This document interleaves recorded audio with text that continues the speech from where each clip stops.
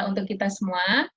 Ketemu lagi di program Sapa DRB, Sajian Pembelajaran Duta Rumah Belajar, bersama saya Bu Atiko, as a moderator, Duta Rumah Belajar Provinsi Jawa Timur tahun 2019.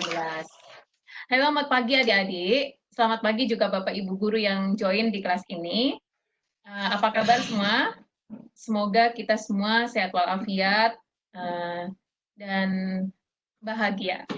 Pagi hari ini, kita akan membahas materi IPA kelas 9 dengan topik bioteknologi. Bersama narasumber kita, Bapak Parudin, Duta Rumah Belajar Provinsi Sulawesi Tenggara tahun 2017.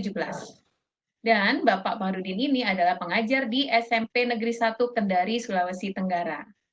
Sesi ini berlangsung sampai 10.30. Jadi nanti jika ada pertanyaan, silakan klik icon tangan atau ketik pertanyaan di kolom chat, pilih all panelists. Nah, nanti di sesi ini juga akan ada pertanyaan dari narasumber dan berhadiah pulsa. Pasti adik-adik menunggu yang ini, yang namanya kuis Ki Hajar. Kita harus belajar. Ada 3 kuis nanti, dan tiap kuis itu berhadiah 25.000 pulsa yang akan dikirim Mei 2020. Cara jawab nanti adalah ketik Ki Hajar spasi, misalnya nomor 1. Ketik Ki Hajar spasi 1 sama dengan jawaban, dan nanti yang akan dipilih adalah jawaban tercepat dan tepat. Oke, mari bersama-sama kita ikuti materi dari Bapak Parudin untuk menyampaikan materi IPA kelas 9 dengan topik bioteknologi. Untuk itu, dipersilakan. Ya. Terima kasih Mbak Atiko yang baik hati dari Jawa Timur. Halo Surabaya. Halo, akhirnya kita duet di sini ya. Karena Tuhan. Iya. Terima kasih Mas Made dan host kita juga yang setiap hari mengawal kita, Mbak Firni, apa kabar? Semoga sehat selalu dan sampai sesi berakhir nanti. Sehat-sehat semua juga, Pak. Ya.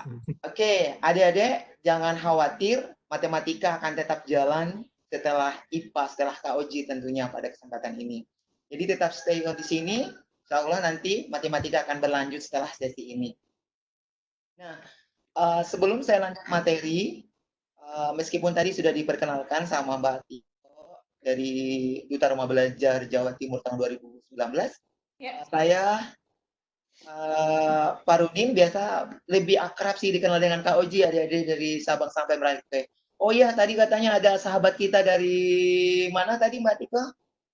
Dari Malaysia. Wah, Kuala Lumpur. Selamat datang. Selamat datang, semoga berkenan, mudah kami sajikan pada kesempatan ini bisa bermanfaat. Salam untuk semua sahabat dan keluarga di Malaysia. Nah, saya sendiri Kak Oji mengajar di SMP Negeri 1 Kendari dengan mapel IPA, dipercaya oleh Pusdatin Kementerian Pendidikan dan Kebudayaan sebagai Duta Rumah Belajar tahun 2017 perwakilan Sulawesi Tenggara. Baik, adik-adik, pada kesempatan ini kita di mapel IPA ada topik bioteknologi semester 2. Nah, biasanya nih di musim-musim ujian, materi ini juga sering dikeluarkan dalam bentuk ujian. Tapi meskipun tidak ujian, atau dengan kata lain ujian nasional dihilangkan, harus tetap jalan. Gimana buat Tiko? Betul ya? Iya, betul. Iya, oke. Jadi belajar bukan karena menghadapi ujian, bukan karena untuk menghadapi evaluasi-evaluasi lainnya, tapi memang belajar itu adalah kebutuhan untuk kita semua sepanjang hidup. Baik, untuk bioteknologi mungkin sudah tidak asing di telinga masyarakat saat ini, tentu terlebih lagi di kalangan para pelajar-pelajar kita, baik itu di jenjang SMP maupun terlebih di jenjang SMA. Nah, meskipun istilah ini di kalangan orang awam mungkin baru saja dikenal, namun kita tidak bisa pungkiri jika proses bioteknologi sudah dilakukan sejak lama begitu, sejak dahulu kala. Nah, tetapi yang masih sederhana saja, bioteknologi kini berkembang cukup pesat loh. Bahkan dalam beberapa aspek pemenuhan kebutuhan hidup manusia, itu menjadikan serangkaian proses ini sangat penting. Jadi dalam hal ini manfaat bioteknologi untuk kehidupan manusia di zaman serba modern ini sudah tidak bisa dipungkiri lagi itu begitu. Ini nanti akan kita membahas spesifik ya. Karena memang eranya berbeda, nanti akan kita berbicara era teknologi konvensional dan era teknologi modern. Indonesia dan di luar negeri yang sempat bergabung saat ini, apa sajakah poin yang akan kita bahas pada kesempatan ini?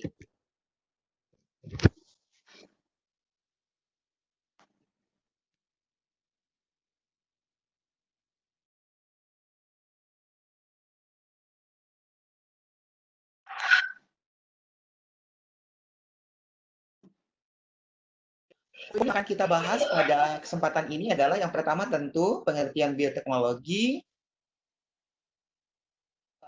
Apa sih dari ciri utama bioteknologi itu?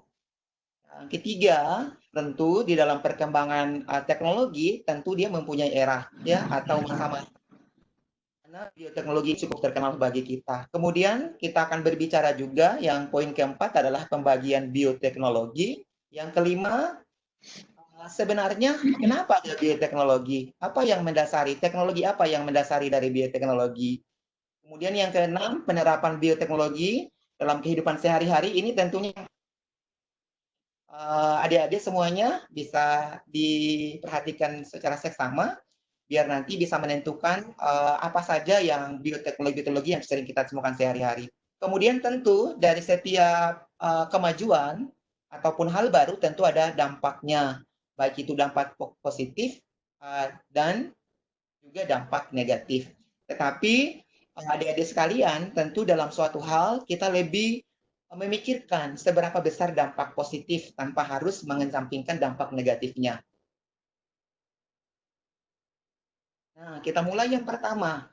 Apa sih pengertian bioteknologi itu? Jadi kalau anak SMP nih, pasti sudah tahu apalagi kelas 9. Tapi sebenarnya kelas 7, kelas 8 juga ini tidak ada salahnya untuk ikut saat ini. Kenapa? Karena bioteknologi ini sekali lagi Kak Oji sampaikan bahwa ini sangat kita temukan di hampir keseharian kita, terutama penerapannya dalam bidang pangan, Mbak Tiko. Pasti kita kenal tempe kan? Iya. Pasti itu sudah mendunia. Nanti kita bicara sebentar tentang tempe ini. Iya, kita harus tahu ini ya Pak Uji. Betul, iya. Karena saat ini kita tidak diharapkan kita tidak selaku bersifat konsumtif, tapi kita harus tahu prosedurnya seperti apa. Jangan sampai suatu saat kita tidak bisa mendapat pengetahuan yang kita dapat. Oke, kita kembali ke sini. Dari kata sebenarnya bio ini adalah hidup.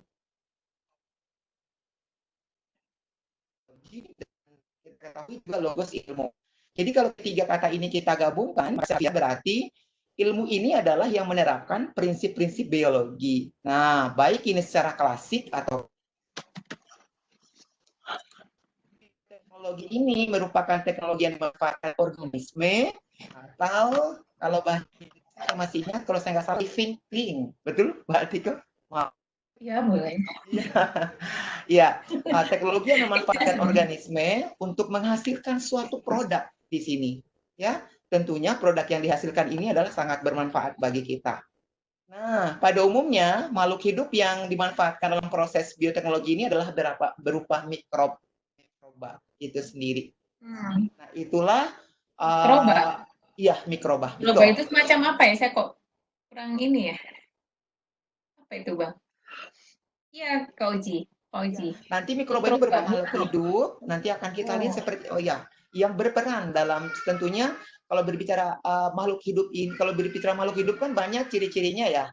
Nah, berbicara di bioteknologi kan akan berbicara kita tentang bakteri dan jamur begitu. Jadi bakteri dan jamur ini nama lainnya dia adalah seperti mikroba dan bisa kita katakan juga sebagai makhluk hidup karena kenapa? Dia bisa mengembangbiakan sesuatu begitu sehingga dia membuat perubahan.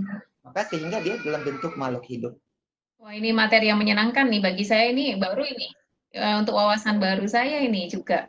Bagus ya. Oke. Next slide. Berarti nanti kita akan bicara tentang mikrob ya. mikrobanya ya juga dibahas. Ya, betul.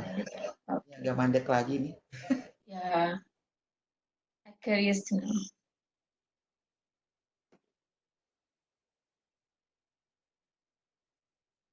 Menyenangkan nih, jadi penasaran saya. Nah, kemudian tadi saya pengertian biologi sebenarnya untuk mikrob ini di SMP itu kita akan perkenalkan bahwa dia akan tapi untuk secara detailnya adik-adik kita ini Mbak Tiko dia akan lebih mendasar di SMA tentang apa sih terkait dengan mikroba sampai dia sangat berperan dalam bioteknologi ini. Oke. Nah, apa sih ciri utama yang mendasari daripada bioteknologi ini? Jadi yang pertama adalah adanya agen biologi. Apa sih agen biologi? Kalau berbicara agen itu perantara ya? Iya, pakai agen juga ya ternyata. Iya, betul. Seru. Agen biologi, ya, sehingga nanti akan bisa kita kembangkan dalam suatu kemajuan yang bisa membantu kehidupan kita. Terutama yang sangat penting sebenarnya dalam proses pertumbuhan dan perkembangan kita, terutama manusia adalah terpenuhinya kebutuhan pangan atau terpenuhinya kebutuhan pangan. Nah, tentunya kebutuhan pangan ini sudah tidak terbatas untuk semua lini yang diolah baik itu secara konvensional maupun secara modern. Dan yang kemudian yang kedua, ciri utama dari bioteknologi itu adalah bagaimana adanya pendayagunaan secara teknologi dan industri. Jadi inilah dari agen biologi. Bioteknologi ini merangka satu level ditemukan dalam adanya pendayagunaan secara teknologi dan industri. Jadi dari konvensional nantinya dia akan merambah ke menggunakan teknologi-teknologi canggih, pada akhirnya nanti akan terjun dalam bidang industri. Lalu, ya betul. Dan yang ketiga, yang ciri utama dari bioteknologi ini adalah baik itu modern maupun konvensional adalah dia akan menghasilkan ada dua, berupa hasil ekstraksi dan pemurnian. Nah, berbicara apa itu ya? Iya, berbicara tentang hasil ekstraksi,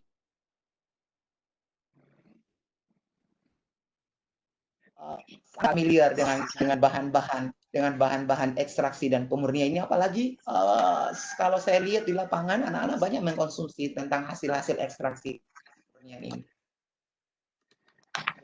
Inilah jadi adik-adik ciri utama daripada perkembangan bioteknologi kita saat ini.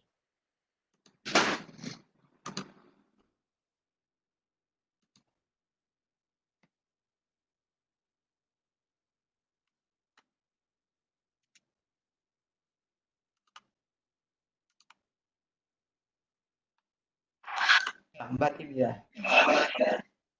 Ya, nggak apa-apa. Ini saya juga penasaran nih. Ada agen, terus ke arah teknologi dan industri, terus hasil ekstraksinya dan pemurnian. Wah, ini seru ini. I'm curious.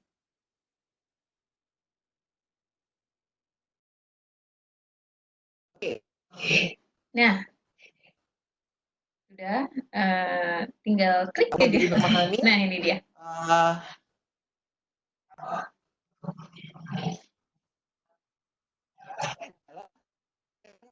Teknologi generasi pertama.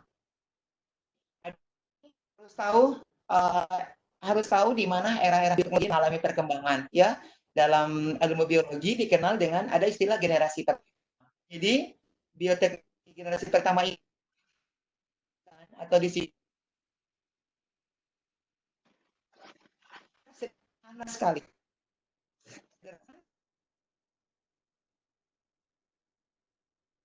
Alat yang terlibat di dalamnya, kemudian SDM yang berperan di situ, tentunya masih serba sederhana. Mengandalkan kemampuan yang ada, lalu dari segi bahan juga kita hanya terbatas di sekeliling kita. Jadi bisa kita katakan bahwa ini adalah secara jadi melibatkan teknologi-teknologi yang canggih seperti saat ini, misalnya bagaimana menghasilkan yogurt sudah keluar dengan kemasannya, terus bagaimana menghasilkan kecap ya sudah keluar dengan botolnya, dengan segelnya dan sebagainya. Nah, kalau di generasi pertama belum seperti itu. Jadi inilah yang disebut dengan era pada generasi pertama, di mana dia masih menunjukkan ciri khasnya masih sangat sederhana. Jadi belum apa-apa gitu Yang ya? kedua, betul, betul. Pokoknya kalau kita lihat dari segi kondisi sterilnya juga kita masih was-was istilahnya ya. Apakah ini aman kita konsumsi bagi kita, jangan sampai bakteri-bakteri yang bisa mengganggu sistem imunitas tubuh kita, ya. Apakah ini, pokoknya serba sederhana begitu, mulai dari segi higienisnya juga, ya. Oleh berdasarkan pengetahuan dari istilahnya dari nenek moyang kita ya, secara turun-temurun begitu. Iya, ya. Kemudian yang kedua, era bioteknologi generasi kedua. Di mana ini? Nah, ternyata pendahulu-pendahulu kita sudah memikirkan, ya. Tetapi di sini masih dalam keadaan tidak steril. Jadi proses berlangsung di sini tetap berlangsung dari pengalaman dari generasi pertama, tetapi masih keadaan tidak steril seperti itu. Bagaimana itu maksudnya? Tidak steril itu gimana Keadaan maksudnya? tidak steril ini adalah dari segi prosesnya, terus mendapatkan bahan-bahannya, terus kalau dipikir sterilnya ini, kemudian dari dia bahan pangan, lalu masuk ke dalam tubuh kita, mungkin akan mengganggu sistem-sistem yang lain, terutama sistem-sistem pencernaan dalam tubuh kita. Karena kita ketahui bersama apabila bakteri yang tidak digunakan oleh tubuh, ketika dia masuk ke dalam tubuh kita, maka akan mengganggu sistem pencernaan kita yang muaranya akan menghasilkan akan kita terjadi gangguan-gangguan sistem pencernaan dalam tubuh kita. Ini salah satunya. Bahkan sekarang sering terjadi loh. Meskipun ini bahannya jangankan bahan tidak steril, ketika kita mengambil makanan terus tangan kita tidak begitu bersih karena mungkin terdesak suasana lambung kita sudah tidak bisa kompromi, lapar, kita langsung comot makanan di atas meja makan tanpa cuci tangannya. Itu dia resikonya. Apalagi itu juga bahaya ya. Betul, apalagi saat ini ya, Mbak Tiko ya, saat sekarang ini cuci tangan itu memang harus wajib ya. Harus sekarang ini karena virusnya itu ya, dia kayaknya nggak mau kan sama air, jadi harus cuci tangan itu ya untuk steril ya. Tangan itu senjata kita, di samping selalu berdoa kepada Tuhan yang Maha Kuasa. Ya, kemudian yang kedua ada yang disebut dengan era bioteknologi generasi ketiga. Apa? Jadi dia sudah naik tahap dari level kedua. Nah, di sini sudah berbicara, sudah kondisi sterilnya nih. Ya, dia sudah kondisi steril di sini. Artinya tidak ada kekhawatiran bagi penggunanya, bagi pemakainya untuk menggunakan hasil-hasil bioteknologi ini. Nah, tetapi berbicara tentang teknologinya masih disuguhi dengan teknologi-teknologi yang sederhana, belum begitu canggih. Ya, inilah generasi ketiga dari bioteknologi. Yang terakhir adalah generasi keempat dari teknologi yang mana sudah menghiasi di segala lini kehidupan kita. Ini yang sudah bagus ya, bagus ya, Bang Haji. Sekali dan secara steril, kemudian dari segi efektivitas kita ya, apalagi sekarang kan kita dikejar dengan waktu, kita mau makan keripik tempe, tidak usah lagi kita ke pasar cari tempe yang bagus, kemudian kita iris lagi menjadi keripik ya, kesukaan senusantara nih kita nih, apalagi kalau udah ada sambal tumisnya gitu. Jadi kita pergi ke supermarket, ke mana kita sudah bisa mendapatkan keripik tempe yang begitu bervariasi.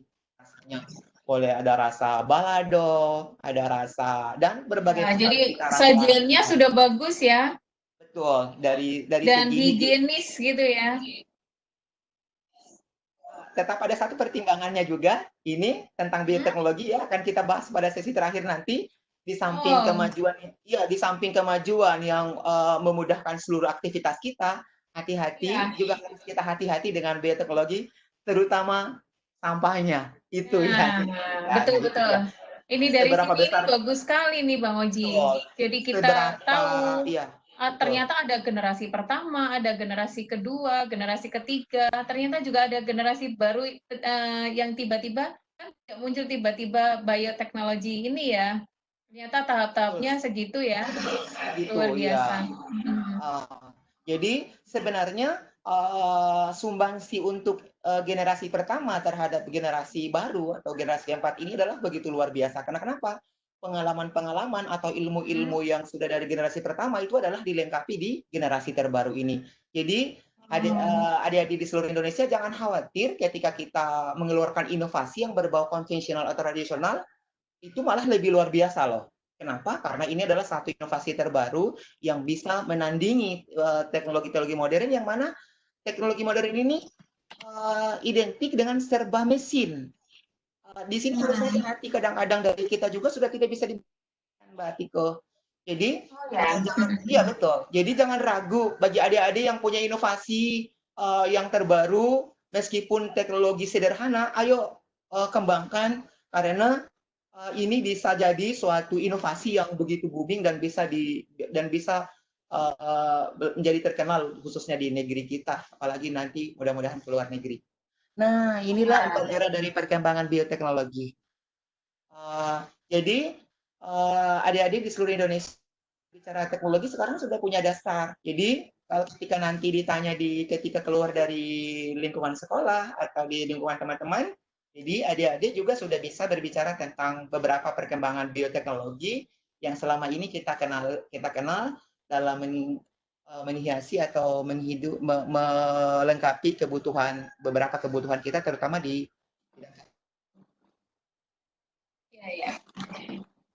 selain bidang pangan juga beberapa sebenarnya yang cukup mendukung bioteknologi ini, terutama yang lagi sekarang diusahakan ini Mbak Tiko, kira-kira penanganan virus COVID-19 ini, mudah-mudahan dari bioteknologi yang bisa dihasilkan oleh ilmuwan-ilmuwan kita sehingga aman untuk menjaga kestabilan imunitas tubuh melalui bioteknologi ini. Iya, betul. Saat ini banyak sekali ada hand sanitizer yang bermunculan. Betul sekali. Gimana itu masuk? Bagaimana itu prosesnya? Itu juga perlu diperhatikan ya, higienisnya ya.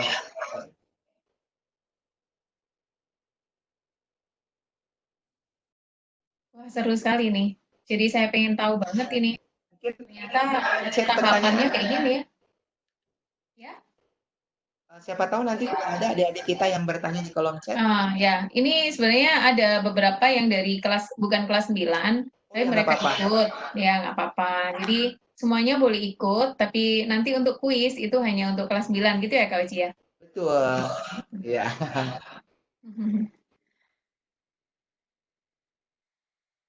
Oke, jika ada pertanyaan dari adik-adik, boleh ketik di kolom chat atau raise your hand dengan klik tangan itu, icon tangan, boleh. Atau ketik di kolom chat ini. Di situ mungkin all panelists ya. Jadi di klik to all panelists atau to everyone. Setelah itu ketik pertanyaan yang kalian ajukan. Ini seru loh.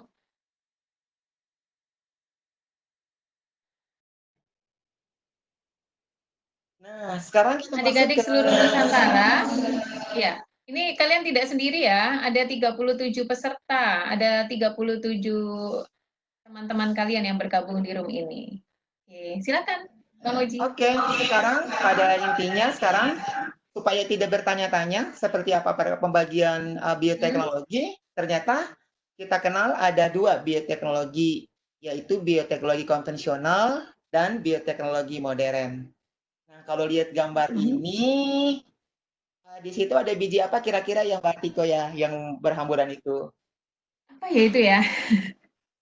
Kayaknya kedelai apa? Iya, betul. Betul. Kedelai. Nah, inilah salah satu ciri khas dari bioteknologi konvensional.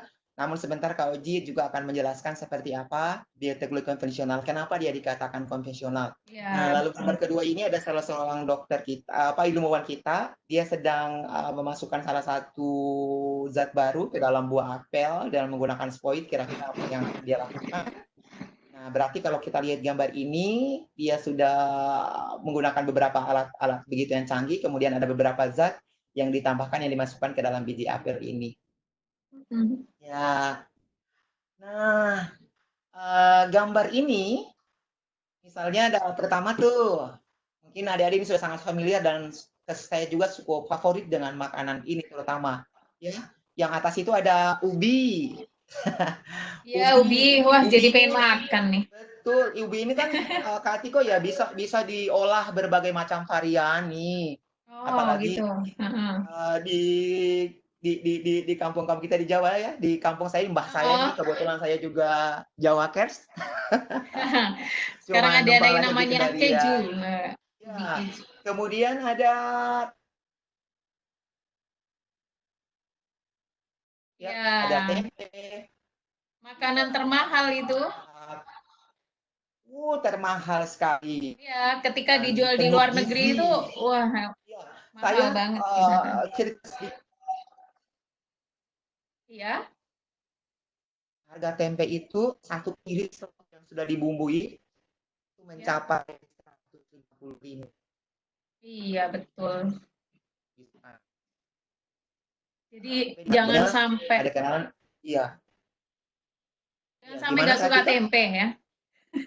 Jangan sampai yang belum coba rugi. Coba, itu kandungan proteinnya juga tinggi ya Bang Oji ya. Dan kita tidak perlu khawatir. Tentu yang masuk di sini mungkin ada yang biasanya ada alergi yang tentang ada MSG di situ, monosodium glutamatnya. Ya, karena kalau kita olah juga bumbu-bumbunya juga dari bumbu desa istilahnya ya. Kita ulekkan tomat, cabai, bawang. Jadi lapar. Iya, jadi kita tidak terlalu khawatir sahabat rumah belajar. Jadi selagi kita bisa, ayolah berkreasi di rumah. Kan ini juga nanti akan mendengus sistem kesehatan kita. Kemudian ada yogurt juga, ini sudah masuk di amal dalam ya, ada yogurt. Sebenarnya ini sudah masuk kemodernan tapi bahannya masih hasil ekstraksi dia. Ya, ini dia. Nah, kenapa disebut teknologi konvensional? Jadi bioteknologi konvensional ini adalah disebut juga bioteknologi tradisional, di mana masih menggunakan teknik dan peralatan sederhana, di mana dalam prosesnya ini memanfaatkan mikroorganisme.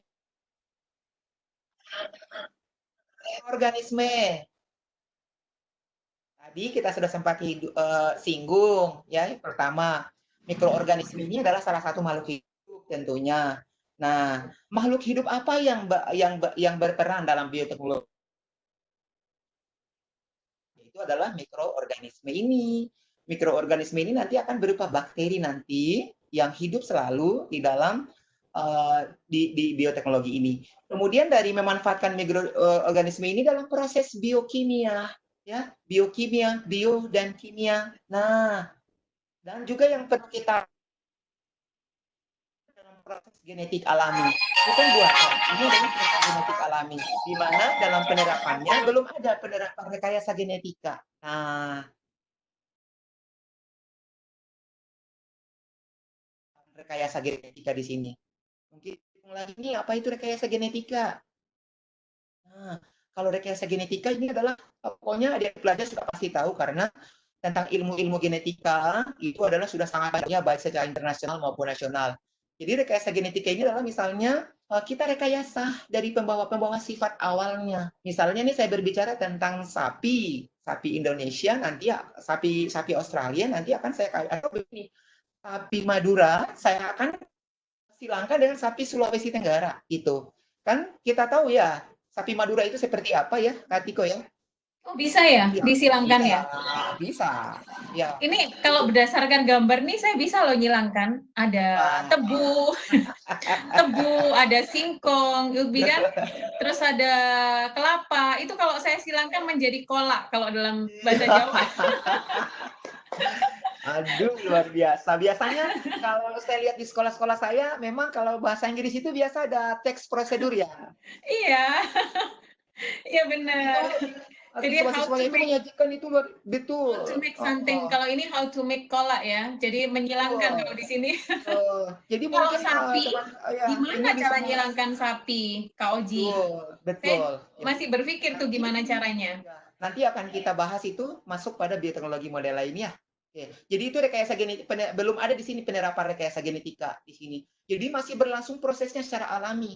Jadi apa yang hasilnya adalah masih dari unsur-unsur itu maksudnya. Kalau misalnya Oke. kita buat, ya betul. Kalau misalnya kita buat bahan pokoknya tempe, maka nanti tetap ada rasa apa namanya rasa tempenya pada saat Oh. itu. Iya, Ini betul. juga ada Yusuf Sahala nih yang lagi komen di kolom komentar katanya gini, Mas Kak Oji. Ya. Makhluk hidup yang dimanfaatkan manusia untuk membantu dalam berbagi bidang. Tadi kayaknya menjawab dari Betul. pertanyaan Ya. Kak Oji. Iya. Pintar. Oke. Betul. Saya penasaran sama sapi nih. Iya. Tapi mungkin kalau Gimana coba jadinya? nanti sapi ini itu terkadang adik-adik kita kan biasanya dia langsung oh iya ini sapi. Tapi yang lagi booming itu sebenarnya adik-adik kita ini lebih mereka kadang melihat ya yang sering booming sekarang ini terkait dengan bayi tabung itu Kak Tiko. Jadi mungkin Oh. ya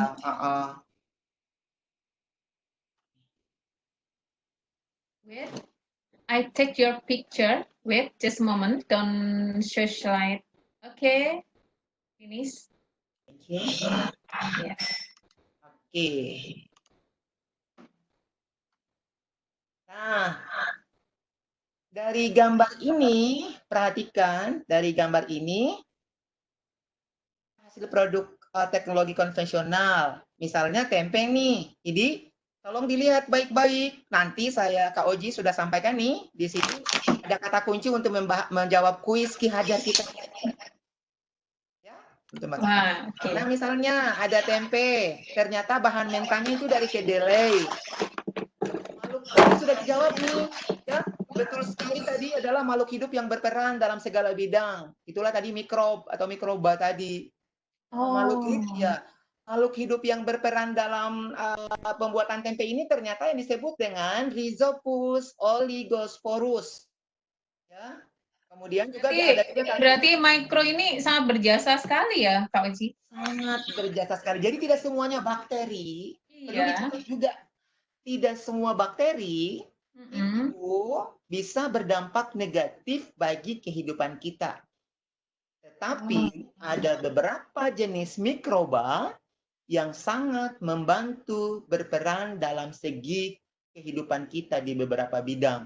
Ya, oke, itu yang dicatat adik-adik sekalian. Jadi kalau berbicara bakteri atau virus dan sebagainya, adik-adik jangan trauma dengan corona tentunya. Ya, ada beberapa. Jangan trauma. Jangan trauma.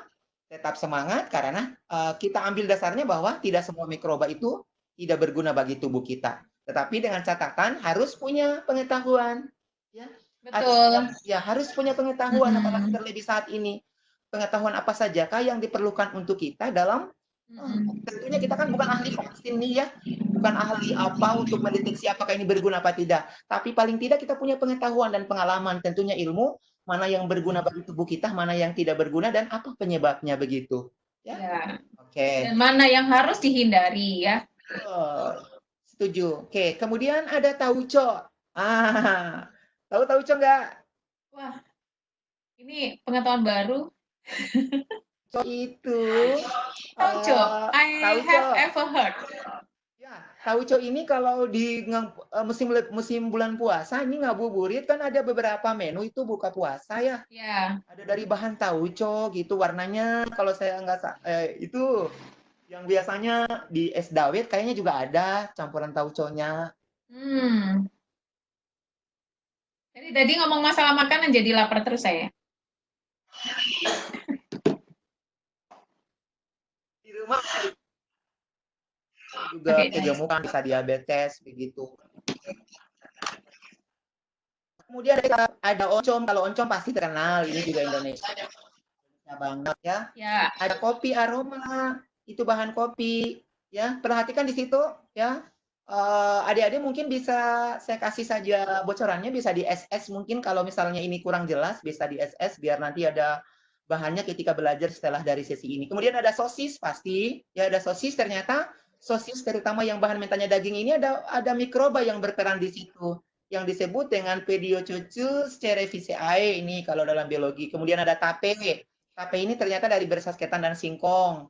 Ya, ada roti juga, tentu sudah digandrungi oleh adik-adik. Ada yogurt, ada keju, berkraut, ada minuman beralkohol tentunya. Nah, ini nanti minuman beralkohol ini dari beberapa juga jus buah, nanti ada beberapa mikroba, tapi nanti akan berbicara ke dampaknya. Inilah salah satu juga tadi ya. Kalau minuman beralkohol ini salah satu dampaknya juga dari perkembangan bioteknologi saat ini.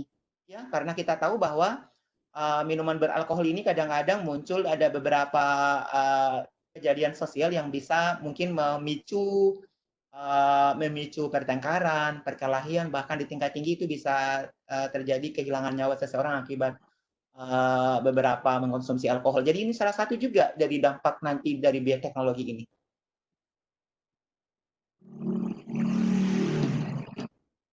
Sekarang kita masuk ke bioteknologi. Namun sebelum itu mungkin baik ya, biar tidak terputus, biar mereka semangat, jangan sampai nanti sudah menjawab kuis sudah keluar. Karena dengan catatan bahwa tidak boleh mengikuti 2 kuis dan 3 kuis. Jadi harapannya Kak Uji kali ini yang ikut adalah di samping bonusnya tentunya ya, ilmu, informasi pengetahuan yang terpenting saat ini adalah itu yang kita dahulukan. Nah, bioteknologi modern ini merupakan bioteknologi yang teknik dan peralatan yang secara canggih, ya, mesin-mesinnya canggih, yang tidak bisa dilakukan di pedesaan tentunya. Lalu dari segi kualitas individu atau SDM juga sudah ahli-ahli tentunya, ada profesor-profesornya, ada dokter-dokternya tentunya di sini.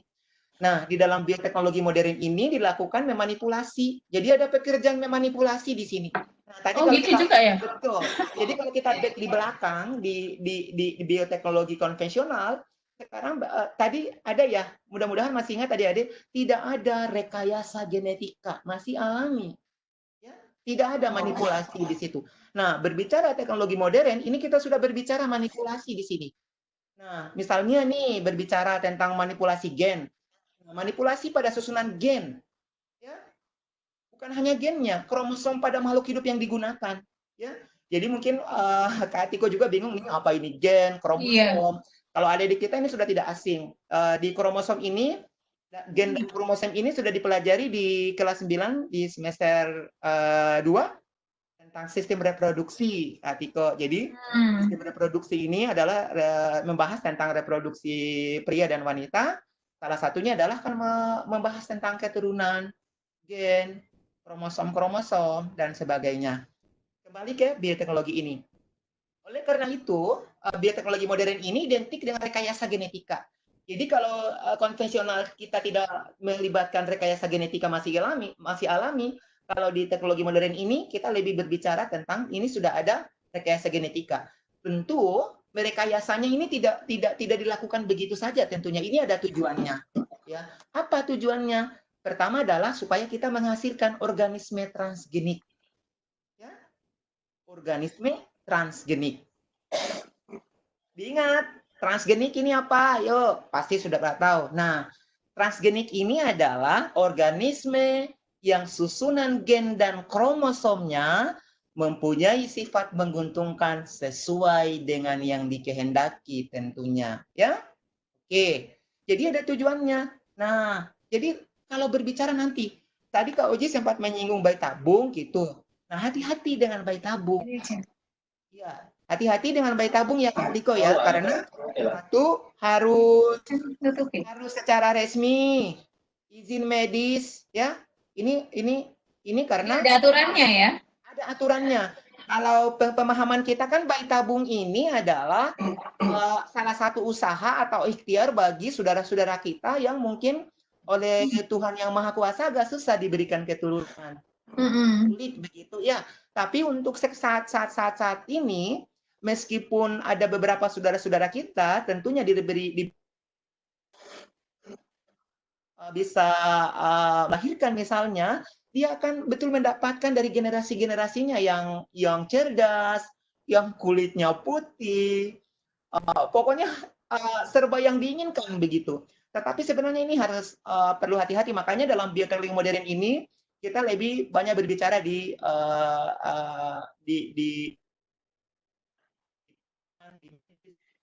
pun kita fokusnya pada penyembuhan beberapa penyakit yang diderita biasanya oleh manusia, dan tentunya bukan manusia, bioteknologi juga ini bisa diterapkan di bidang kesehatan di beberapa makhluk hidup lainnya. Jadi sekali lagi keywordnya di bioteknologi modern ini adalah di sini sudah melibatkan rekayasa genetika, tetapi rekayasanya bukan untuk kita selalu berpatokan pada kita sebagai ilmuwan. Setiap yang kita ciptakan adalah ingin berfaedah bagi orang lain, bukan untuk merugikan, tetapi untuk berfaedah. Jadi disinilah nanti rekayasa genetika. Jadi tujuannya adalah menghasilkan organisme transgenik. Di mana? Jadi sifat-sifat pembawanya ini akan lebih menguntungkan sesuai yang kita kehendaki sendiri. Itulah bedanya dengan rekayasa genetika alami pada bioteknologi konvensional tadi. Nah, sekarang kita masuk ke poin 4.4. Ya. Nah, ini dia. Ini gambar apa, ayo? Wortel. Wortel. Kalau gambar yang atas itu besar ya. Iya. Sekali itu wortelnya. Tentunya kalau ini tentu harus punya lahan begitu besar, luas. Karena kalau kita menginginkan. Nah, bagaimana penerapan bioteknologi pada wortel? Itu ada beberapa, kalau dipotong, potong melintang supaya nanti kambiumnya ini kelihatan ya. Kambiumnya kelihatan, rambut akarnya, epidermisnya, korteksnya, silemnya, floemnya. Ini adalah jaringan-jaringan yang mendukung atau mendiami suatu makhluk hidup ya. Contohnya wortel ini. Jadi kalau kita sudah potong nih ya, ini akan nampak di situ. Misalnya yang pertama tuh, yang ini sel-sel flame ini diambil lalu diletakkan dalam cawan. Cawan itu medium, apa ya? Di biologi itu sering di alat-alat lab ini cawan ini disebut sebagai apa ya kalau di ini ya, kayak nampan begitu ya. Gitu ya? Iya, betul. Kayak nampan begitu. Satu cawan, pokoknya kalau biasa yang di lab itu adik-adik pasti tahu cawan Petri, ya. Kemudian sel-sel flame-nya ini berupa jaringan-jaringannya ini ya. Jaringan flame ini sebagai jaringan pengangkut ini adalah kita tambahi dengan air kelapa. Ya, kita tambahi dengan air kelapa. Kemudian yang ketiga, akarnya tumbuh ini. Jadi setelah kita simpankan air kelapa, nanti akarnya tumbuh, ya. Kapan jangkanya? Yaitu 4-8 minggu. Terlihat pada gambar ini, ya. Gambar ini. Dan kita pindahkan ke medium. Nah, bisa di pot. Kemudian kita ambil tanahnya subur, tapi tentu wortel tidak sama dengan yang seperti semula, Kak Diko. Ya, dari segi ukuran fisik, ya kita lihat ada berbeda. Tetapi cita rasa dan kualitas ini akan biasanya lebih sedap. Lebih bagus. Ya, lebih bagus. Kemudian kita tidak repot-repot ke kebun, ke sawah, cari lahan yang luas. Kita bermodalkan, kalau punya sampah-sampah plastik berupa kemasannya. Oh, bisa ya? Belajar, bisa sekali. Nah, kalau pasti adik-adik sudah tahu hidroponik saat ini yang lagi ngetren di mana-mana ya. Iya, jadi betul. Di rumah kita juga biasa, sekarang kita sudah bisa nanam kangkung, nanam wortel dalam satu media, misalnya dalam 2 pipa. Bisa kita sawi di situ, bisa kita tanam kangkung, ya betul. Inilah terus hasilnya juga lebih bagus juga ya, hasilnya juga lebih oke. Lebih oke, dan tentunya dari berbicara kandungan gizinya itu lebih satu lebih level bagus lah, ya, lebih bagus. ini ya. Ini kita sapa Zahra juga, ini tadi ternyata jawab wortel gitu ya, barengan sama saya tadi ya, Zahra. Luar biasa, terima kasih Zahra. Ya, oke, lanjut ya. Oke.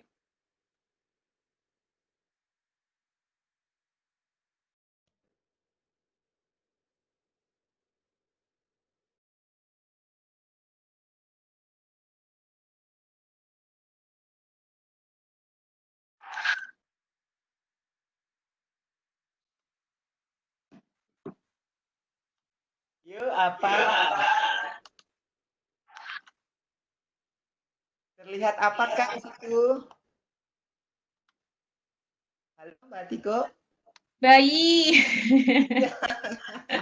Ini ada bayi kita. Itu saya Ya. kalau lihat gambarnya kan jadi saya bingung. Saya selama ini bertanya, bayi tabung itu bagaimana ya? Apa dari tabung? Apa keluarnya dari tabung gitu. Iya. Nah, ini baru Jadi, menjawab pertanyaan saya dari dulu ya, ini. oke. Ilmu ini. Jadi adik-adikku dari Sabang sampai Merauke, jadi dengan informasi hari ini kalian sudah bisa menjelaskan bahwa ternyata bayi tabung itu tidak seperti yang kita pahami saat ini. Bayi dimasukkan ke dalam tabung, lalu dia lahir dari tabung. Tapi sebenarnya apa sih bayi tabung itu? Apakah bayi tabung itu hadir begitu saja? Bioteknologi. Nah, bayi tabung ini salah satu penerapan aplikasi dari bioteknologi modern. Ya, oke. Nah, bioteknologi modern ini sudah melibatkan rekayasa genetika. Jadi di sini salah satunya. Nah, mungkin ini dia menghendaki supaya nanti bayinya sehat, cerdas, kemudian pokoknya sesuai dengan kehendaknya. Apa sih bayi tabung? Jadi bayi tabung itu adalah proses pembuahan ovum dan sperma di luar rahim. Tetapi yang saya bilang tadi, ini harus betul-betul punya aturan baik secara agama maupun secara medis. Pasti ini anak-anak udah kenal. Jadi di kelas 9 SMP sebenarnya Kak Tiko ini kenapa diperkenalkan tentang sistem reproduksi? Iya. Supaya Padahal masih SMP gitu misalnya ya. betul, padahal masih Kenapa? SMP. Ini supaya tidak awam. Satu yang pertama, Betul. kesehatan sistem reproduksi ini penting sekali. Ya, akan mendukung seluruh aktivitas kita terutama berbicara masa depan begitu ya. Jadi ketika adik-adik sekalian di sahabat rumah belajar tentunya di seluruh Indonesia dari Sabang sampai Merauke, ketika nanti kita berbicara tentang sistem reproduksi tidak usah khawatir, tidak usah ragu-ragu karena memang kalian akan bisa menjaga terutama sistem kesehatan dan sebagainya. Kembali ke sini ya. Oke. Bayi tabung itu adalah proses pembuahan ovum dan sperma di luar rahim. Nah, inilah yang biasa disebut dengan in vitro. In vitro fertilization. Atau dalam dunia kedokteran biasa, kalau dokter-dokter kita dia biasa, ayo IHF, IVF ya, IVF. Nah, kalau dari bahasa Inggrisnya kira-kira in-nya di mana ya? Di dalam apa di luar ya? Nah, oke. Ya, oke. Ini dia kalau di ini ada vitro, ada in vitro, berarti dia di luar. Ya, di luar rahim, bukan di dalam rahim. Jadi, dalam proses bayi tabung ini, ovum yang sudah matang. Jadi, ovum ini adalah sel telur. Ini adalah yang diproduksi oleh jenis kelamin perempuan, disebut dengan ovum. Yang sudah matang, kemudian diambil dari ovarium. Ya, ada ovum, ada ovarium, tempatnya sel telur ini. Nah, kemudian ini akan dibuahi oleh sperma di dalam tabung dengan sebuah medium cairan. Nah, setelah membentuk embrio, kemudian embrio ini dimasukkan ke dalam rahim, bukan ke dalam tabung. Setelah membentuk embrio, baru masuk ke rahim ya. Di sinilah dengan seorang sebelumnya ibu di luar rahim ya, Kak Oji. Betul, in vitro di luar rahim. Jadi in vitro itu di luar rahim.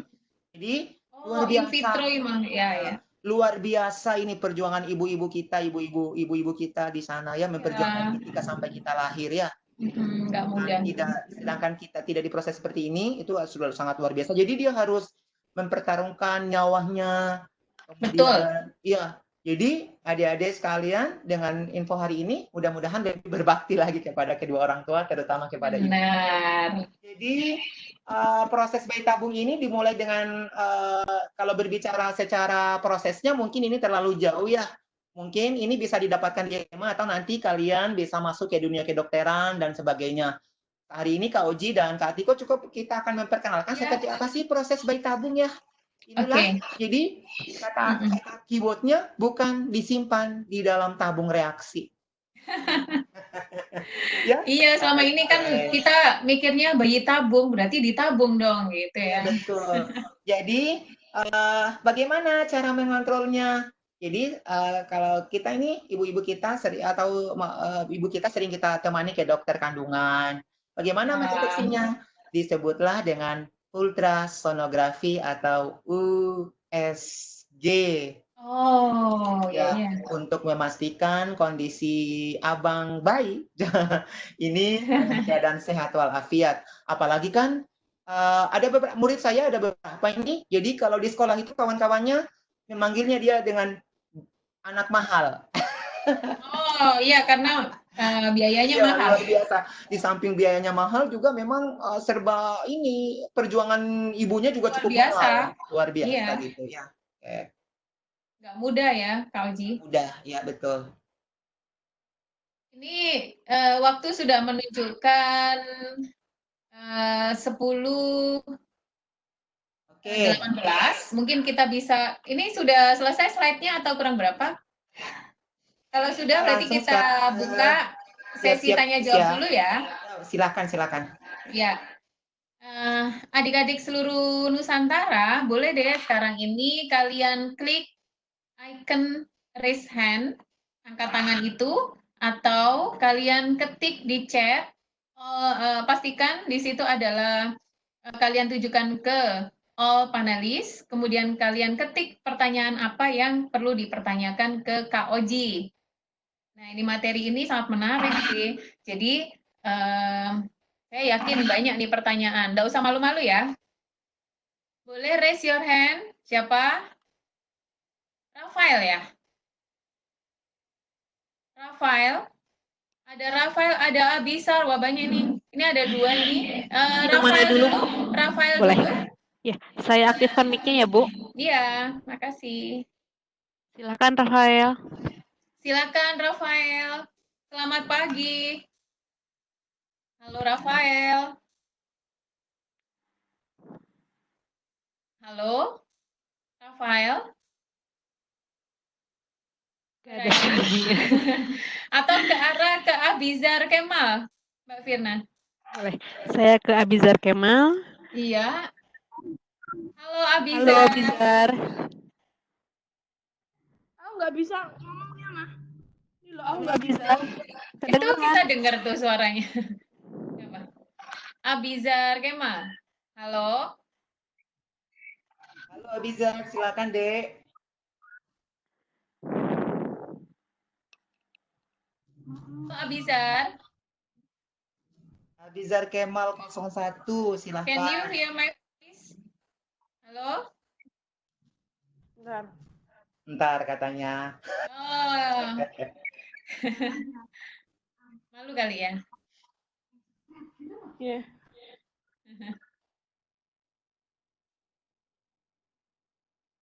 Oh, tak bisa voice. Abizar ini dari mana? Coba diketik di kolom chat.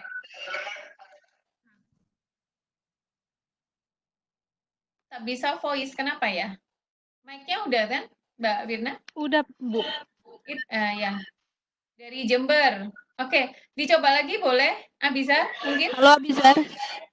Suaranya kedengar. Halo, Abizar. Nggak bisa ya? Bisa. Voice-nya? Bisa? Kedengar, Abizar? Kayaknya ada kecil gitu ya? Iya, suaranya? betul, Bu. Ada kecil terdengar. Kecil, mungkin pakai Bisa headset. didekatkan mic-nya. Speaker-nya, iya. Saya Kemal. Mungkin dibesarkan. Nah. Halo, Nah, ini Kemal. dia. Kemal, halo, salam kenal. Ya, salam kenal juga. Ya, oke silakan nak, ajakan Dek, gimana? Oke. Dari sekolah mana, kota mana? Saya Muhammad Kemal Abizar dari SMP Negeri 2 Jember. Wow, selamat datang. Satu kampungnya dengan Kak Atiko. Ya, gimana nih? Mau nanya apa nih? Kalau bayi tabung, apakah perlu semisal ruangan yang apakah perlu ruangan yang sangat steril dan suhu dingin? Ya, itu aja. Langsung bisa dijawab Kak Oji. Ya. Oke, baik. Bayi tabung. Kemal dari Jember, Jawa Timur ya Kak Atiko ya? Iya, dari Jember. Jauh sekali loh. Ya, oke. Apakah bayi tabung ini butuh steril atau suhu dingin begitu? Ya, oke.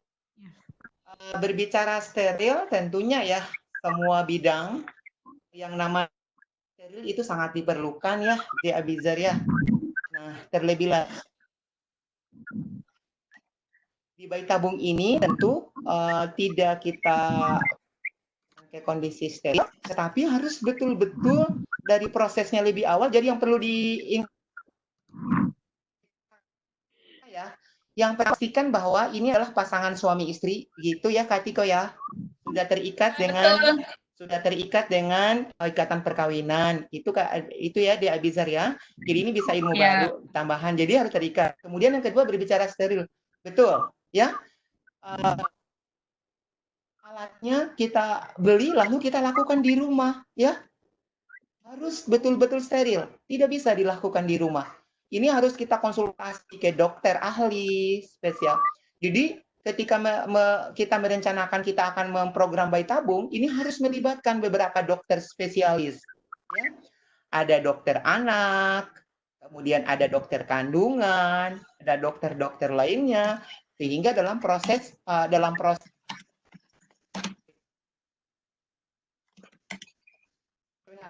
tentunya steril. Jadi harus steril, ya Abizar harus steril. Sterilnya dari segi tempat memang kita harus dikawal oleh tenaga-tenaga medis yang sudah ahli di bidang ini. Nah, bagaimana dengan suhunya? Berbicara suhu, itu nanti faktor yang kesekian. Jadi, sebenarnya kita harus perhatikan dulu, ya. Sebelum kita program bayi tabung, persiapannya cukup banyak. Yang pertama adalah harus persiapan psikis dan finansial. Itu ya tentunya, ya. Apa psikisnya? Psikisnya si ibu. Kemudian tentunya adalah finansial, karena kita ketahui bersama adalah kita katakan dia adalah bayi termahal. Inilah yang dipikirkan. Karena kalau pada saat program bayi tabung itu membutuhkan biaya banyak. Ya, kemudian pasangan suami istri juga harus punya kedisiplinan yang tinggi. Kemudian selalu berbicara pasangan, jaga pola makan. Kemudian yang terpenting adalah perhatikan calon usia di Abizar ya. Nanti perhatikan calon usia. Usia calon ibu itu maksimalnya mencapai 35 tahun. 5 tahun. Sebenarnya batasan usia juga tidak apa-apa di atas itu, tapi rentan nanti. Rentan ke ibunya. Resiko ya. Resiko kematian cukup tinggi kalau di atas 35 tahun. Jadi angka keberhasilan bayi tabung ini itu kalau dihitung skala presentasinya dari 0 sampai 100%, kita hanya bergerak sampai 30 sampai 33%. Nah, yang 35 tahun, sementara usia 40 tahun ini peluang kehamilannya itu hanya 8%. Ya, perlu diingat. Jadi saya tekankan dari awalnya supaya nanti lebih ini. Jadi kalau suhu tubuh manusia, ya suhu tubuh manusia 30 sampai 35 tahun dengan 45 tahun tentunya berbeda ya Kak Tiko ya. Ya, betul. Sangat berbeda ya, sangat berbeda. Jadi, namun tapi jangan khawatir dengan teknologi yang terus berkembang, mungkin di masa mendatang keberhasilannya bisa dicapai semakin tinggi begitu ya. Jadi semakin bagus ya. Semakin bagus. Jadi berbicara harus steril ya, di Abizar ya, steril betul-betul. Apalagi tempatnya itu ingat ya. Bungnya. Steril dari segalanya. Steril dari segalanya. Ya, steril dari segala-galanya. Jadi kalau ini katanya si Ade Arasti katanya kalau nggak steril ntar bayinya kena kuman katanya. Luar biasa. Ya, betul. Jadi adik-adikku yang saya banggakan, bayi tabung ini sekali lagi tidak sangat dianjurkan diproses secara bebas. Ini betul-betul harus pasangan suami istri. Jangan sampai nanti adik-adik kita ini jadi dokter-dokter spesialis loh, Kak Tiko. Ya. Jangan nanti mengejar finansial, ya. Jangan mengejar kan sekarang itu ada istilah pinjam rahim ya. Iya. Iya, mana itu? Secara agama mungkin teman-teman kita, saudara-saudara kita yang sering membahas tentang ini dari segi agama, kalau secara pengetahuan kita yang dangkal ya kayaknya juga tidak boleh gitu ya. Sama saja kalau dalam hukum agama dikatakan dengan zina begitu. Karena kan meskipun hanya di Tetap apapun Vindya, itu pada saat pemrograman bayi tabung tetap harus terikat dengan tali pernikahan gitu ya. oke, Ya, kira-kira begitu ya Kak Tiko ya. Iya, Nah, Kemal, tadi dari SMP Kemal. mana? SMP Negeri 2 Jember. SMP Gimana nih? Negeri 2 Dua Jember. Jember, luar biasa. Bisa ya, Oke, Dek Kemal bisa bagaimana ya. Kemal jawaban dari Kak Oji? Apa sudah memuaskan? Alhamdulillah sudah memuaskan. Terima kasih banyak. Iya, terima kasih. Karena dari pertanyaan Kemal tadi juga menambah wawasan kita semua ya. Jadi Betul, Kemal ini betul. dapat pahala juga ya. Luar biasa ya. Jadi Ini pertanyaan itu ada, sebenarnya ilmu juga untuk ya kita. betul. Ada pertanyaan kedua ini Kak Oji. Ya, Dari silakan. Yusuf Sahala, SMP Negeri 1 Tebing Tinggi. Wow, Sumatera Barat. Nah, Ya, betul ini, ya. Saya pernah iya, ke sana ini loh. pernah ke sana ya? Pernah saya 1 minggu Olimpiade Nasional, kebetulan siswa saya dapat lolos Olimpiade IPA. Wah, congrats. Nah, Ya, selamat ya. terima kasih. Tinggal traktirannya nih. Oh, cepat berlalu, kita jumpa. Amin, ya betul. Oke. Kak mau tanya, Ya, silakan. hidroponik itu termasuk bioteknologi nggak Kak? Katanya gitu pertanyaannya. Oke, kalau lihat saya sekarang yang 07, terlihat nggak slide-nya? Iya, terlihat. Oke, di situ ada sabi yang ada tuh yang bermunculan di pipa-pipa ya. Ya, benar. Iya. Jadi hidroponik itu satu penerapan bioteknologi ya. Kalau kita kategorikan, coba perhatikan. Nah, maka bioteknologi konvensional atau bioteknologi sederhana. Nah, sekarang kalau lihat hidroponik, terutama juga ada di punya saya nih. Karena di hidroponik itu kerja di situ. Ada mesin di situ yang bekerja Kak Atiko. Mesin untuk apa? Ya. Mesin untuk apa? Untuk sirkulasi airnya, tentunya pompa air itu. Jadi dia akan mengantarkan air ke seluruh batang-batang pipa hidroponik itu. Ya. Berarti perlu mesin juga ya? Perlu mesin karena kan prinsip daripada hidroponik ini adalah kita tidak perlu mencari atau mempunyai lahan yang luas, ya. Kita tinggal membeli beberapa batang pipa, lalu kita desain hidroponik ini. Jadi hidroponik ini adalah salah satu bioteknologi ya dalam modern karena melibatkan beberapa alat canggih, tidak seperti yang lainnya yang masih konvensional. Jadi itu masuk bioteknologi. Jadi adik-adik yuk berhidroponik yang lingkungan kita.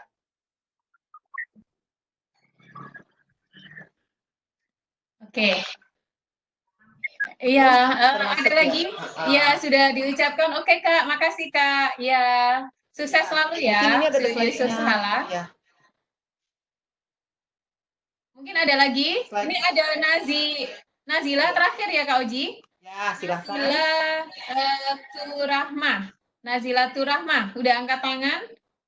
Bisa dibantu, Kak Firna? Ya, halo. Halo, Nazila. Halo, Nazila. Halo Nazila.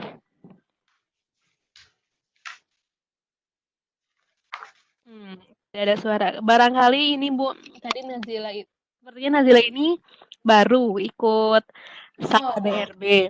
Tadi udah beberapa nanya ke saya tentang gimana cara masuknya, terus apakah mungkin ini kepencet kali ya? iya, jadwalnya kayak Oke. gimana kayak gitu. Karena waktu sudah menunjukkan 10.31 waktu Indonesia bagian barat. Kita kuis ya. Kita langsung masuk kuis ya. Oke. Sebelum kuis, lihat juga ini ya penerapan bioteknologi itu sudah ada di situ di dalam bidang pertanian ya, adik-adik di situ ya. Sekarang kita masuk kuis. Ki Hajar 1.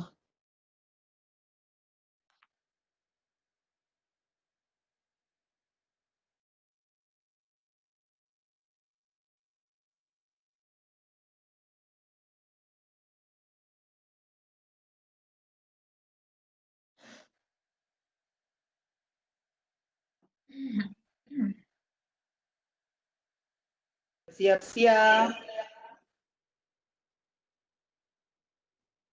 Kuis Ki Hajar. Tak harus belajar. Belajar. Oke. Oke, siap ya. Formatnya Ya, mungkin jangan sampaikan lupa. lagi Kak Tiko. Ya, jangan lupa semua yang mengikuti kuis Ki Hajar, kita harus belajar Sapa di RB ini. Yang mengikuti kali ini adalah yang kelas 9 ya, yang kelas 9. Dan minggu ini belum pernah menang. Jadi kita berikan kesempatan itu ke yang lain. Cara menjawabnya adalah, ini multiple choice ya, Kak Oji? Ya, betul, iya. Jadi nanti cara menjawabnya adalah Ki Hajar, spasi 1, karena sekarang adalah kuis Ki Hajar nomor 1, jadi Ki Hajar spasi 1 sama dengan jawaban kalian. Misalnya jawabannya A, maka kuis, maaf, Ki Hajar spasi 1 sama dengan A, gitu ya. Oke, kita mulai. Kuis Ki Hajar 1. Silakan Bang Uji. Kak Uji untuk kuis pertama. Siap-siap ya adik-adik. Kali ini peserta mencapai 44 siswa, 44 partisipan. Jadi adik-adik tidak sendiri ya di sini.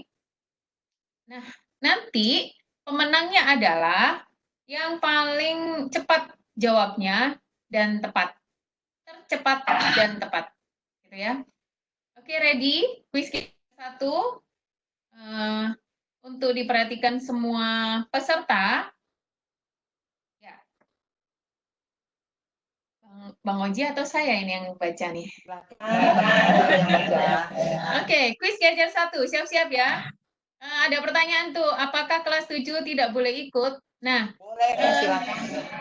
kalau untuk kuis, ini kita batasi ya aturannya ya. Iya, sebenarnya kalau kita pengennya semuanya bisa ikut. Tapi kita beri kesempatan yang lain karena ada level-levelnya ya. Jadi saat ini yang bisa ikut adalah kelas 9 ya. Nah, ini belum saya bacakan sudah ada yang jawab loh Kak Oji. Pinter-pinter berarti ya. Iya. Kuis Ki Hajar 1. Penerapan bioteknologi di bidang pangan menghasilkan berbagai produk makanan yang telah beredar luas di masyarakat.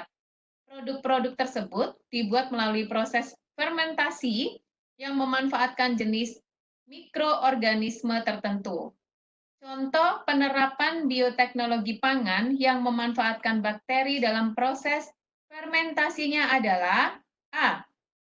Pembuatan roti dan mentega. B. Pembuatan yogurt dan oco merah. C. Pembuatan tempe dan minuman beralkohol. D. Pembuatan nata de coco dan sayuran fermentasi. Yang mana? Jangan lupa ketiknya seperti yang kakak sampaikan tadi, yaitu ketik Ki Hajar, spasi 1 sama dengan jawaban. Silakan. Sudah ada yang jawab? Nanti, ayo segera. Kalau memperhatikan tabel tadi, Ya. pasti adik-adik kita pasti hajar soalnya. Ya. Ayo semuanya, apa ini semua pada kelas 78 kali ya?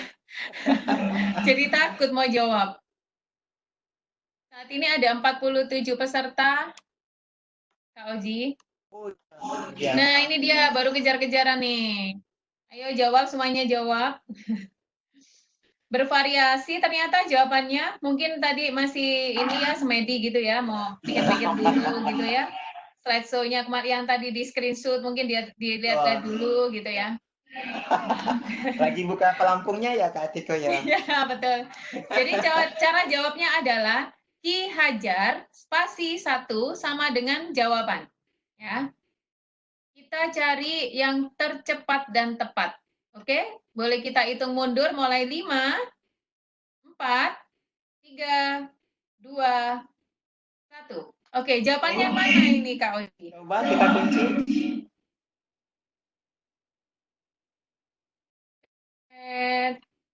Jawabannya. Aduh.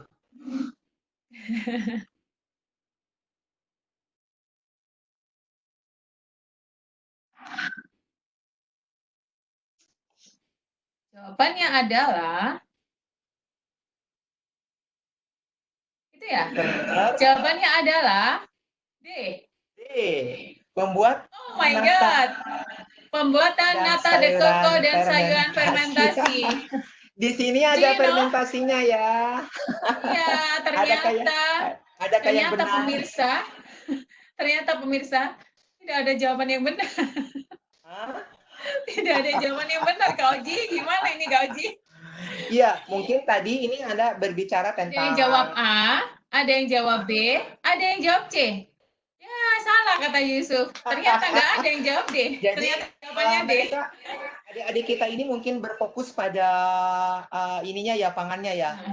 Ya. Ada beberapa fermentasinya. Kalau pembuatan roti dan mentega, kemudian ada yogurt dan oncom merah, itu tidak terlalu difermentasi. Kemudian pembuatan tempe dan minuman beralkohol. Kemudian pembuatan nata de coco dan sayuran fermentasi.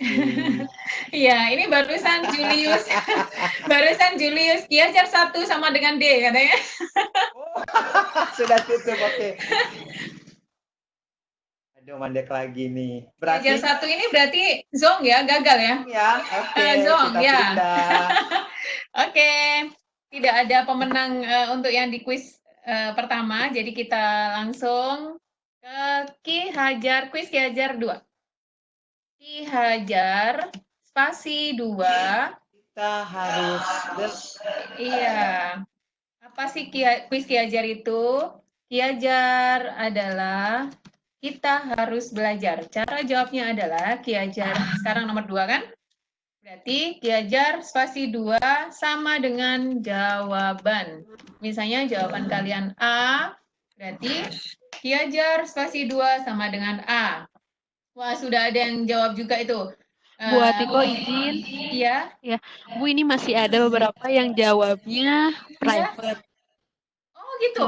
Wah, ya. Tapi memang tidak ada jawaban yang benar tadi. Jadi tetap misalnya diminta untuk langsung ke panelis. All panelis. Untuk adik-adikku semua, seperti yang kakak sampaikan tadi, tolong diklik all panelists ya, seperti yang sudah disampaikan sebelumnya. Jadi supaya kakak bisa ini juga bisa melihat jawaban kalian, gitu ya. Jadi tadi berarti Mbak Firna ada yang jawab ini ya, private. Ada yang benar? Ada yang private, tapi nggak ada yang benar, Bu. Oh, berarti kita aneh ya, masih beruntung ya. Iya. Oke, Lanjut, Bu. pastikan kliknya di to all panelists. Oke, nomor 2. Dampak negatif pemanfaatan bioteknologi terhadap kondisi lingkungan adalah A. Menurunnya keanekaragaman hayati dalam lingkungan. B. Munculnya berbagai jenis gulma super yang mudah dibasmi. C. Munculnya beberapa serangga mutan yang rentan terhadap insektisida. D. Meningkatnya jumlah bakteri yang dimanfaatkan dalam proses bioteknologi. Nah, kira-kira jawabannya apa? Silakan diketik, Ki Hajar spasi 2 sama dengan jawaban. Silakan. Pastikan jawabnya bukan private, tapi pastikan to all panelists. Silakan. Jawaban.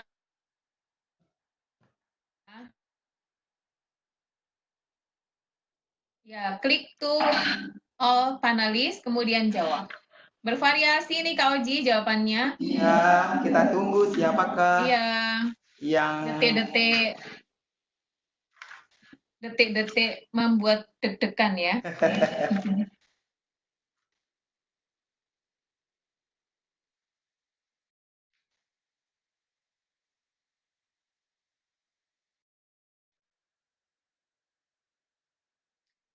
Oke, kita hitung mundur. 5, 4, 3, 2, 1. Jawabannya adalah A. Menurunnya keanekaragaman hayati dalam lingkungan. Nah, maksudnya adalah ini adalah Ini keanekaragaman hayati adalah salah satu produk biologi tanaman karena dia berbentuk transgenik, Kak Tiko. Oh, Oh gitu. Iya, transgeni karena dia akan beberapa rekayasa, pokoknya kayak rekayasa genetika begitu yang banyak, pokoknya dia akan menurunnya dia jika mengenal beberapa keanekaragaman hayati maka dia akan punah sebenarnya di dalam lingkungan. Hmm. Sudah dapat Kalau menangnya kita? jawabannya, iya kalau jawabannya A, berarti ini bisa diraih oleh atas nama Arvin Fajar. Wah, Ada Arvin ya? selamat. Ya, Arvin, kamu bisa mengirimkan data diri kamu. Jadi kirim nama peserta, nama sekolah, kemudian kelas, kabupaten kota, nomor HP, dan operatornya. Ini bisa dicontoh, langsung dikirim melalui chat ini aja nggak apa-apa. Jadi untuk selamat ya, untuk Arvin Fajar. Silakan isi data untuk pengiriman pulsa atau hadiahnya. Dan pulsanya ini akan mendarat ke kalian sebagai pemenang bulan Mei 2020. Oke, langsung kuis Ki-Ajar 3. Waktu kita kurang 2 menit. Arvin ditunggu ya. Ditunggu datanya.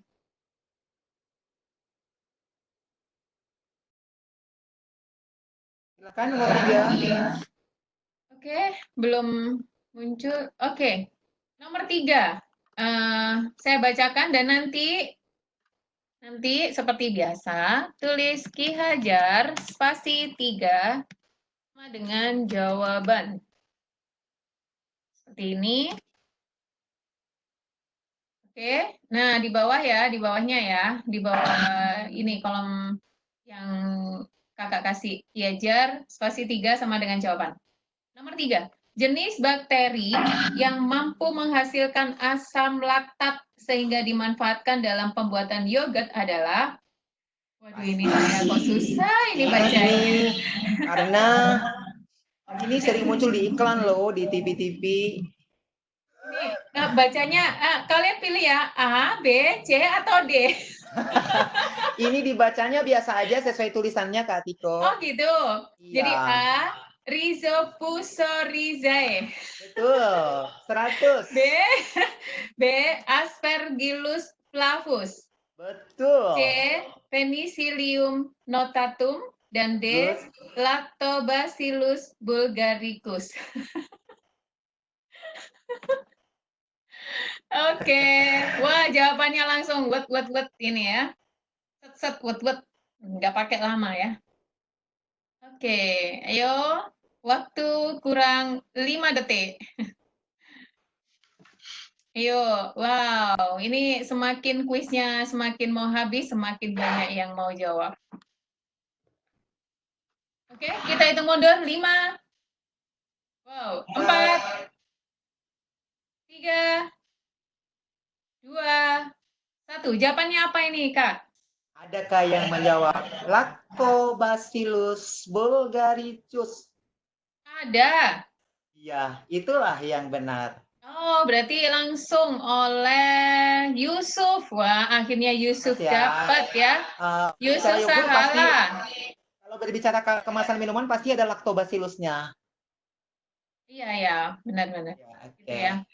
Untuk Yusuf selamat ya, dan jangan lupa dikirim data kamu di kolom chat ini ya. Jadi nama peserta, ini kayaknya kurang lengkap.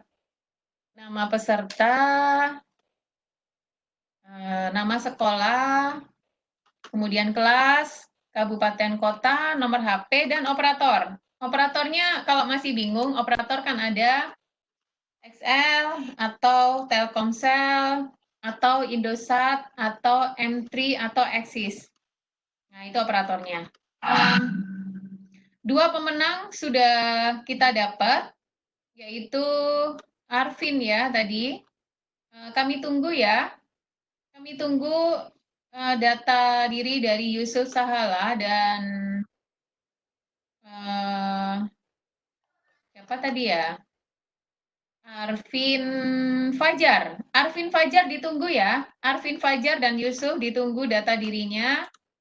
Kakak tunggu di sini. supaya nanti bisa didata. Cara ngetik data dirinya bisa seperti di atas, nama peserta, nama sekolah, kelas, kabupaten kota, nomor HP, dan operator. Nah, nanti untuk pengiriman pulsanya ya. Arvin ditunggu ya, ini Yusuf sudah on progress ini, jadi sudah ngetik. Yusufnya sudah ngetik, tinggal Arvin saja. Sambil menunggu, Kak Oji bisa membuat kesimpulan dari materi yang sudah kita hold saat ini, yang sudah disampaikan tadi. Baik, terima kasih Kak Tiko. Dari pertemuan kita kali ini,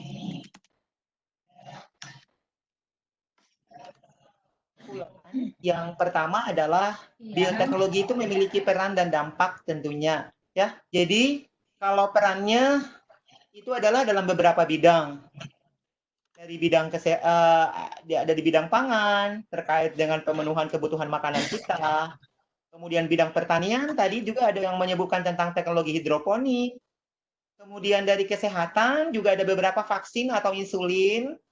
Kemudian di bidang lingkungan juga akan mengurangi sampah dengan sampah yang akan menimbun tanah. Tentu dalam sesuatu capaian atau hasil yang kita peroleh dengan kemajuan teknologi ini tentu berdampak di segala bidang.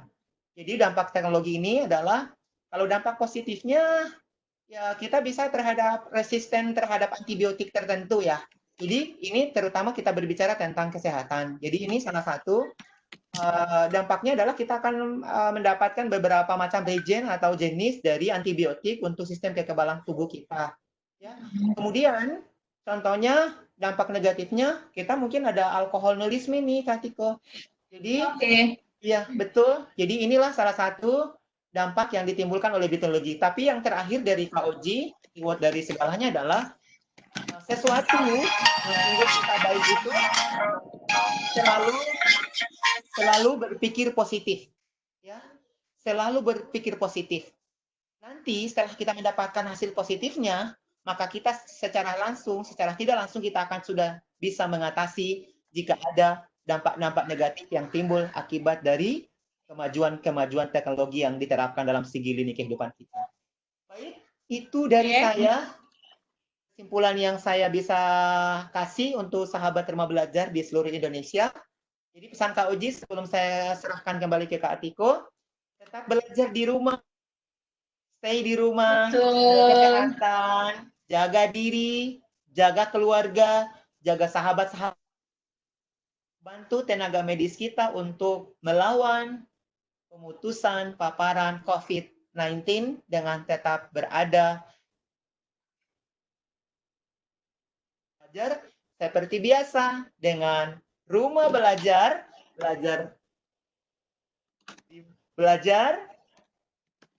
di mana saja, kapan saja, dengan siapa saja. Sampai jumpa, kembali ke Kak Atiko. Iya, terima kasih Oji yang begitu amazing sampai terpukau ini ya, sampai dari di sini kita sudah melihat ada 49 partisipan yang bergabung. Nah, di sini sangat antusias sekali mereka mengikuti materi pembelajaran Kak Oji. Adik-adik semua, terima kasih atas partisipasinya for joining this class. Jangan lupa jaga kesehatan, stay at home, belajar dari rumah, segera tuntas corona. Salam sehat dan bahagia. Salam Rumah Belajar, belajar di mana saja, kapan saja, siapa saja. Oke. Terima kasih kepada presenter kita kali ini, Bapak Kak Oji. Kemudian terima kasih juga kepada Mbak Firna, juga Mas Imade Budi Saputra. Oke, the next session kita akan bertemu lagi dengan Kak Kamila Harahap. Terima kasih.